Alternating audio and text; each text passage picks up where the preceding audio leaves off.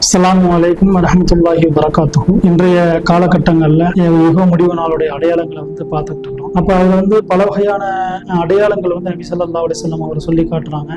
அது இந்த உலகத்தில் நடந்து கொண்டே இருக்குது. நம்ம வாழும் காலத்தில் நடந்துகிட்டு இருக்கிறத நம்ம பார்க்குறோம். அதில் ஒரு முக்கியமான ஒரு அடையாளம் நபி ஸல்லல்லாஹு அலைஹி வஸல்லம் அவர்கள் சொல்லி காட்டுறாங்க. சிறுவர்கள் அறிஞர்களாக ஆக்கப்படுவார்கள். அது மறுமை நாளுடைய அடையாளம் சொல்லி காட்டுறாங்க. இன்னைக்கு நம்ம பார்க்குறோம். முன்பு காலங்கள்ல எல்லாம் நல்லா உடல் வலிமை இருக்கும்.